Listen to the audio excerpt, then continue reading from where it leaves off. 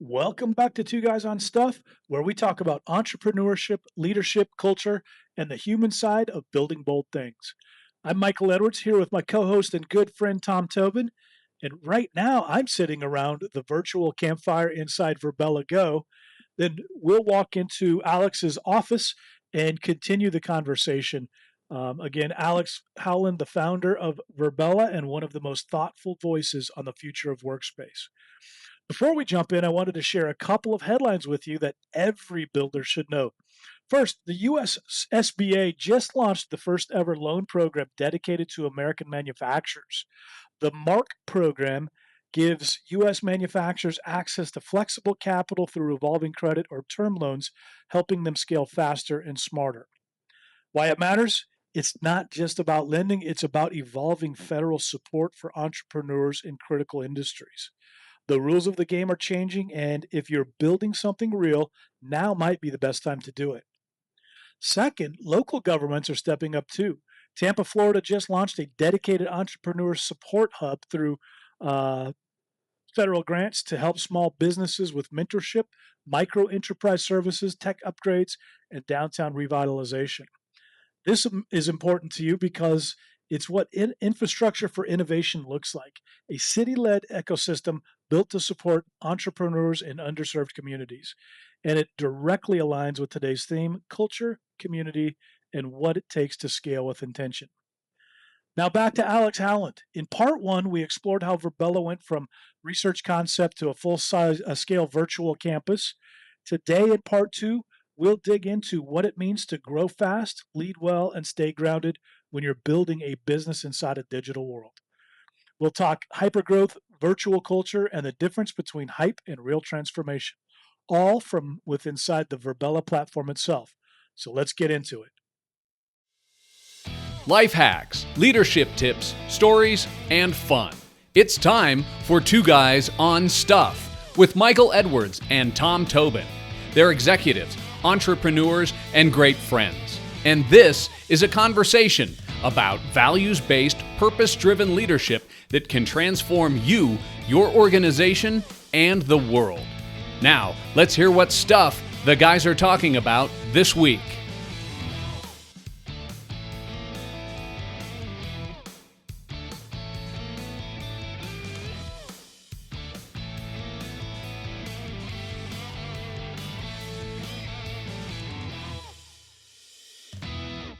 I'll get back to that. Yeah, I think we'll move through that and talk about the next stage, hypergrowth. I think it's important to have our listeners really understand how the company reacted in these different areas. So, Alex, 2020 hits, your user base, your team explode in size.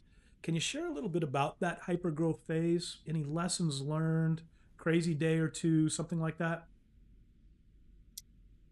Yeah, well, certainly wild times, and again, an interesting moment that it's we weren't quite ready for, but tried to get ready as fast as humanly possible. But at first, it was definitely a deer in headlights moment, where the team was quite small. We were like 12 or 14 people, and overnight we just had thousands of leads coming at us, all at once, and not a team or systems in place to really handle those. So it was definitely the fastest iteration of learning I've ever had to go through.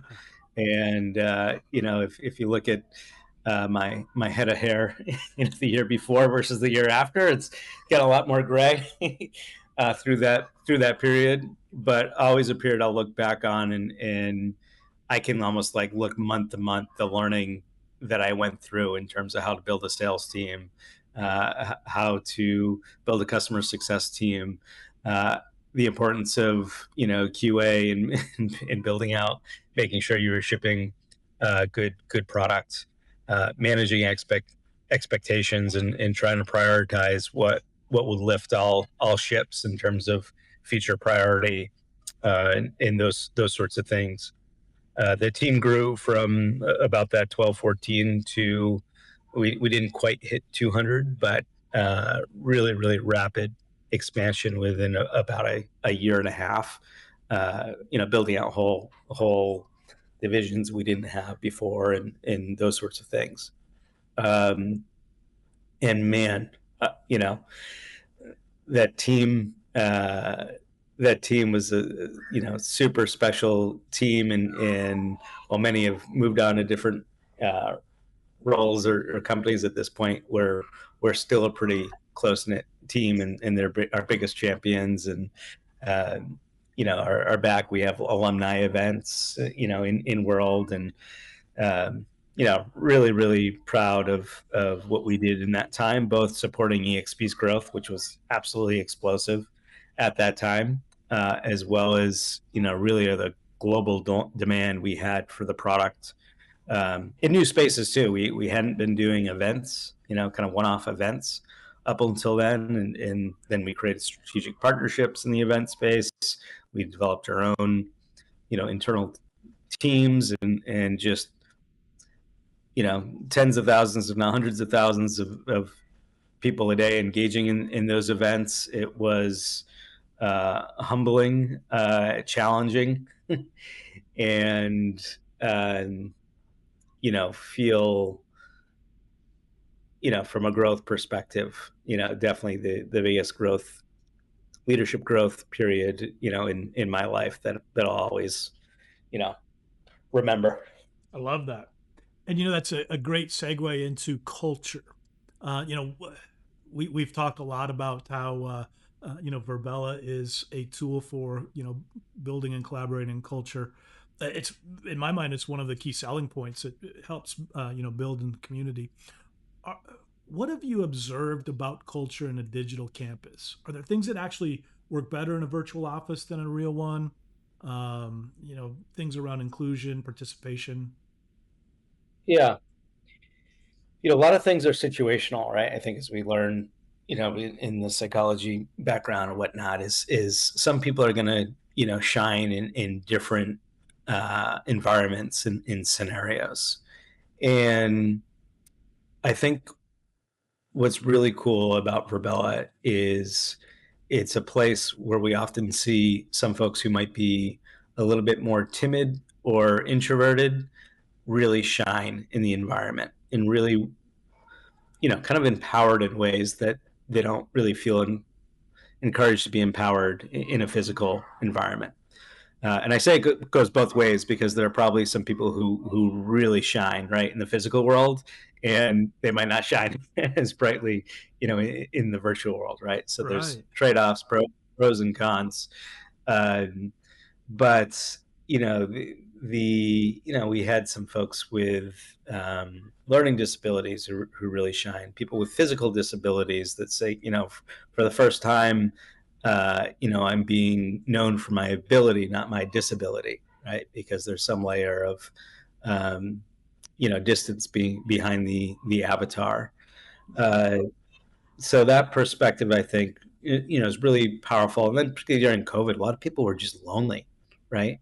Um, so I think part of the reason we became so close knit is we were physically together. We these virtual environments evoke this sense of presence that, frankly, I find wild, right? Even though you're not looking at our physical faces, we actually have more of a feeling of being in the room together than we do over, video conference. And then, of course, the dynamic nature of the water cooler talks, the ability to have a one-on-one conversation or big group conversation, or have a dance party, really added to the cultural elements, and was really just kind of blessed in terms of how passionate people were about what we were doing, and buy into the vision, both during good times, as well as harder times. And again, those relationships have maintained and kind of continued. Um, we had our different values and positioning, and one was, we give a shit, and we gave a shit about each other. We gave a shit about the product, our customers, it was through and through the culture, and one that I think we're all quite proud of. I love that. So, in terms of rituals, did you have any rituals, fun events, anything that was ingrained in the culture at Virbela? Yeah, one of my favorite features, and it's actually not here in Virbela Go. It's on the list. Is the hands in. Um, two actually come to mind. One is the hands in. We'd always end the meetings with a hands in, where we'd literally circle up, and there was a feature we could put our avatar hands in the room, and then someone could break it. We all, kind of cheer at the end with our avatars, and that created kind of a real bond and ritual perspective that I thought was, quite powerful. Another one was the use of our conference hall for all hands meetings. And in our conference hall, there's tables of, I think it's like 6 people per table, and you could make those tables private volumes. So in our all hands meetings, we always had the private volumes on, so people would come in and they'd have tabletop discussions with whoever they sat with. And me at the front of the room getting ready to start the meeting, I couldn't hear what was happening at each table, but you could see people were talking. And then I'd give a 30-second, okay, I'm going to take the private volumes down and we're going to have we're going to have our all hands meeting. And when you turn that off, right, because people wouldn't say, okay, he's going to turn off the private volume, let's stop talking. They were in the midst of a conversation. So when I turn those private volumes off, you hear just so much noise throughout the room, right? Which is energy, right? There's all sorts of, these fun conversations happening amongst team. And okay, now we're engaged, energy's up and we can engage as a full team. So found that really kind of, powerful. You think of a typical webinar, everyone's quiet, right? Waiting for the leader to start, right? And it's kind of dull. I purposely always started the meetings, 2 to 4 minutes late to give people that kind of opportunity to have those little catch ups prior to the meetings, and I think it went a long way. I always at EXP, I was always in awe a little bit at the all hands meetings, and in my most recent position with EXP, I actually was responsible for those meetings. And you stand up on the stage, and you look out into the crowd, and there's 2,000 people in this auditorium, and they're from all over the world. And that just the concept of being able to do that just blew me away every single time I got up on that stage. Just mind blowing. So Yeah, it's funny. Even at that point, they're like simple avatars, right? But there's a real person behind that, and it gives you this real sense of, again, presence. That, oh my gosh, I'm standing in front of 2,000 people. Whereas if it was just a call, right, you wouldn't have that same feeling. yeah, and you think about too when you see the name over their avatar or they speak, you're like, that is a person in Milan, Italy, or that is a person in Durban, South Africa. And it's just mind blowing. Which leads That's one me. of the things that oh, I'm sorry, No, Mike. no, go ahead, Tom. That was one of the things that amazed me was when I'd go into large group meetings, and I even attended a virtual conference one time, which was just insane because you feel like you're just walking through a normal conference space, and you're going up to the information booth, and imagine yourself walking into some big civic center, and for those of us that have attended conferences, and it just felt just like that. But as a speaker, one of the things that is often very energy draining is when you're speaking to a group of 10 people, 100 people, and you're on camera, but you have no visual feedback really. And you typically don't have 100 different, Zoom pictures all staring at you at the same time. And so you just feel like it's just you, and you're not getting the energy feedback that you need as a speaker, and that kind of drives you as well. And when I would sit in one of the virtual conferences, it was just the opposite. You're just looking out at this sea of people, and like y'all pointed out, that those represent real people, And so you get some of that same energy, like, okay, I'm actually talking to a room full of people right now. I'm not just talking to a camera. So I really dug that as a just as a speaker, thinking, okay, I could do this. This would be really cool. Yeah, and they're giving feedback in the chat, comments in the chat, and they're doing, emojis floating around and, clapping virtual. It was a cool experience. Which, talking about the metaverse, lots of hype, some disillusionment around it. But Virbela, I mean, you guys have been doing this a practical version of the metaverse work for years. How do you see the difference between the hype and the reality here? The hype of the metaverse, I think there is still so much potential. I think when Zuckerberg shifted from Facebook to Meta, he was painting a 10, 15-year vision, and people wanted it, expected it, the day after. So what we've seen over the last 12, 13 years, right? You can imagine what internet and commodity hardware looked like 12 years ago, and the restrictions we had to play in to make things work and possible. So we used to have to download Virbela, for example, because the web wasn't powerful enough to do it all over the web. Today, it's getting there, right, to the point where we have Virbela Go, our new product that we just released, a couple of weeks ago. Super excited about, because a lot of people just don't want to download software these days. And now the ecosystem can start to support these 3D environments in web browsers, which is an exciting, important milestone. I think there's a lot of hype and excitement around being fully immersive in VR headsets or AR glasses, those sorts of things. While they've gotten better, they're not good enough yet, and they create a lot of clunkiness still to the experience. So, we've seen a lot of startups come invest, raise a ton of money, and we'd have a little bit of FOMO, and they'd be VR first, and they'd look cool, and they had sexy press releases and those sorts of things. And then every time, 1 or 2 years later, they're out of business. Right. So we really focused on meeting people where they're at on the hardware that they're on the internet that they're on, and just delivering an experience that works. Really excited that I think that experience can now be web driven. But I think there's still lots of improvements that will come, right? As you look at this environment, it's a little bit more cartoonish and simple in terms of the visuals, and that's very intentional, because we don't expect you to have a high-powered gaming laptop, right? Or um, have the hardware to run the really impressive video games that now exist.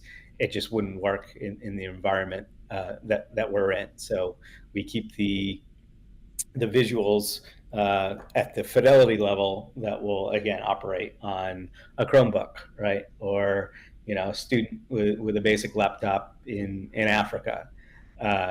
So finding those middle grounds and being careful not to push the absolute bleeding edge, because then you're going to just not include a big part of the population, and really we're about inclusion.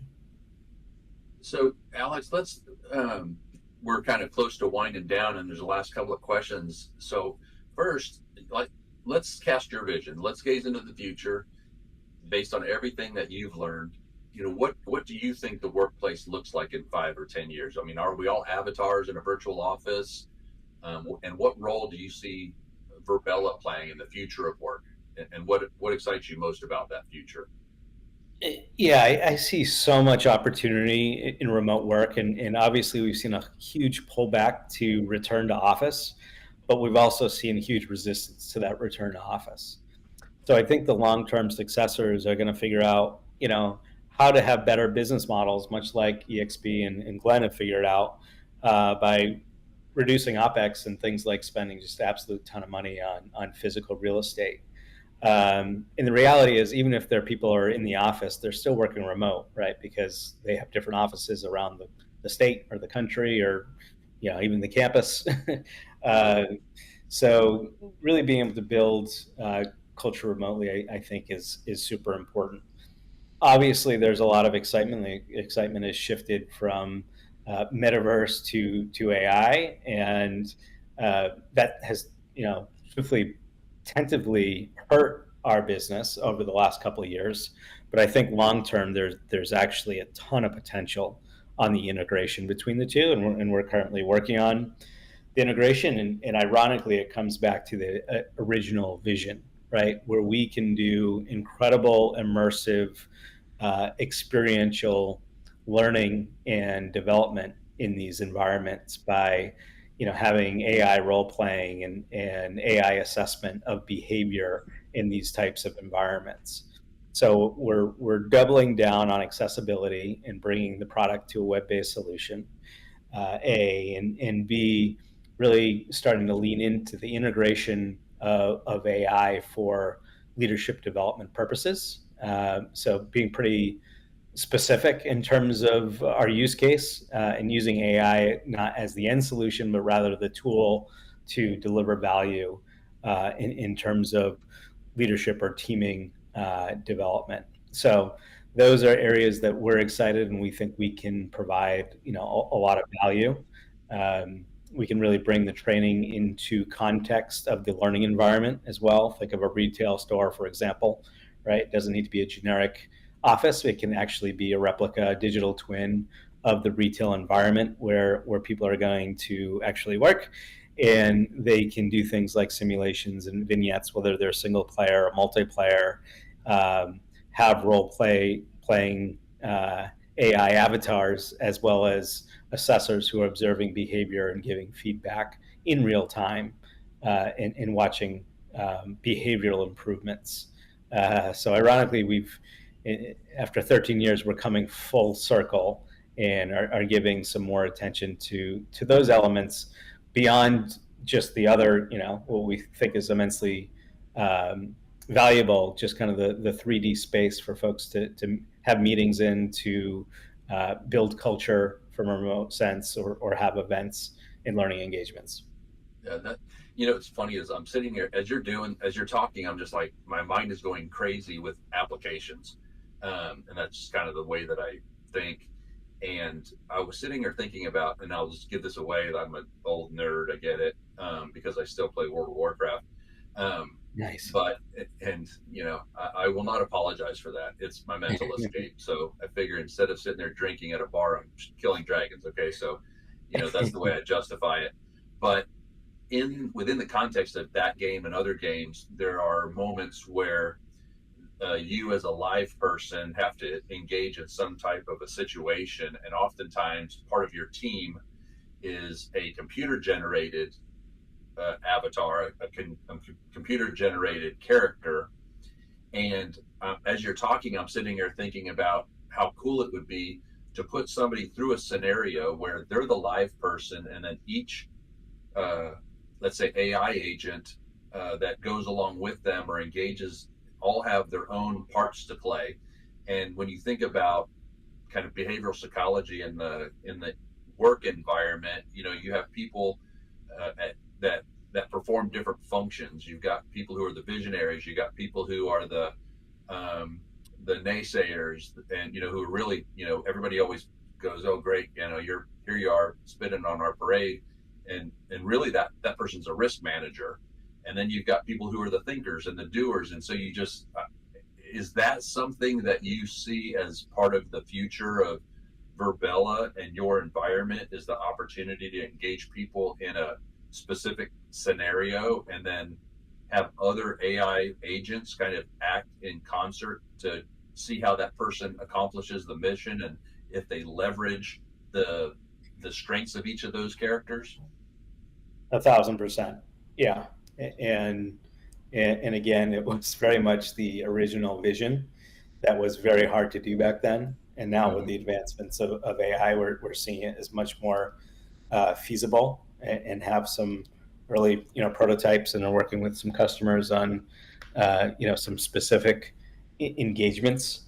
But if we can come in, have people do some real-time learning, or set up a case, or a simulation or a team activity, right? And then engage with, again, either one-on-one or as a group with one or more AI agents that are playing a very intentional role to elicit certain behaviors that give us behavioral anchors to observe, uh, you know, behavior in certain competencies. We can then give real-time feedback to the learner on how they're doing and how they can improve. Yeah. And there can be standard ones, like standard maybe sales development, simulations or vignettes, right? But I think we can also create, um, a framework so that really bespoke, specific training for specific companies for specific roles can be done in a way that's, actually quite affordable, and efficient to do that training, and get, really important feedback for people to learn.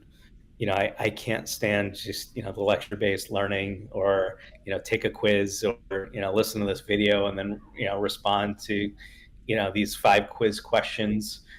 This is really about experiential learning, behavioral based, feedback and assessment. And I think that's the most powerful, form of learning from an ROI perspective. Uh, and we're really passionate and excited to bring it to fruition. That's awesome. Yeah, and I even see like someone going through that scenario, and you use the power of a webcam that's watching them from the side, so you can actually pick up on visceral reactions too. Yep. As they go through it, and like, okay, this dude was doing this, but his face was saying he was really pissed off. So, Yeah. well, as we land the virtual plane at the Virbela Airport, um, you've navigated academia to startup, and then startup to being acquired by a public company, now back to a scale up, not quite a startup, but a scale up. And we always want to leave our guests with, key takeaways. So what would be some of your key takeaways from your really unique entrepreneurial journey? Like any advice for leaders on driving innovation or managing through big transitions like acquisition or rapid growth? Yeah, I think any success I've had, I put on the relationships I've been able to build, both internally and externally, even, through the acquisition, and then both selling it and then reacquiring it. um, there was never real kind of intense negotiations and whatnot. It was friendly people looking for the best win-win, for all parties, and working through it. Uh, really appreciate in those relationships. I don't take them for granted, and wouldn't have success, without them.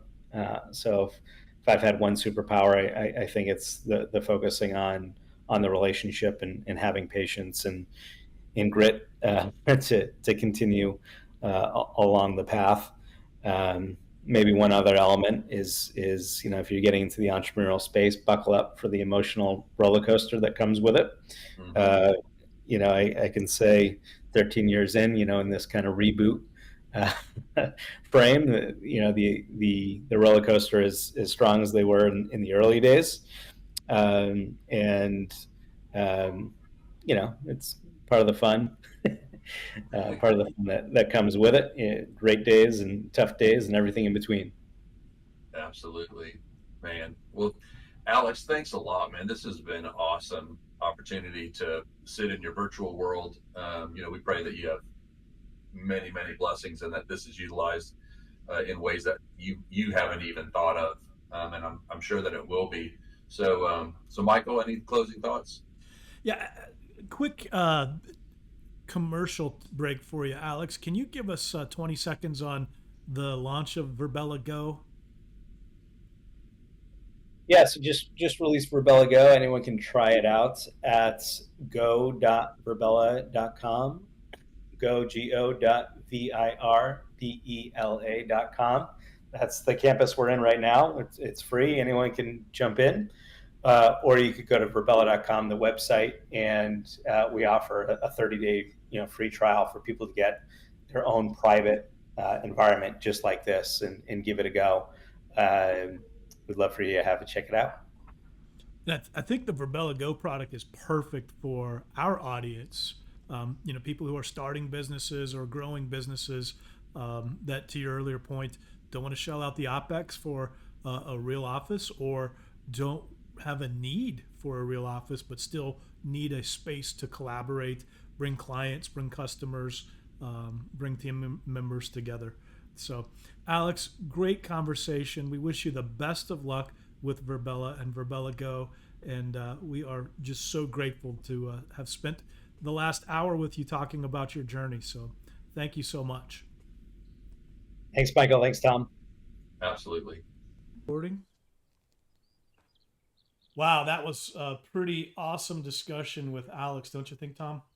Dude, that was crazy. So here we are. We're standing out in front of the Virbela offices where they have this beautiful lake in front of them.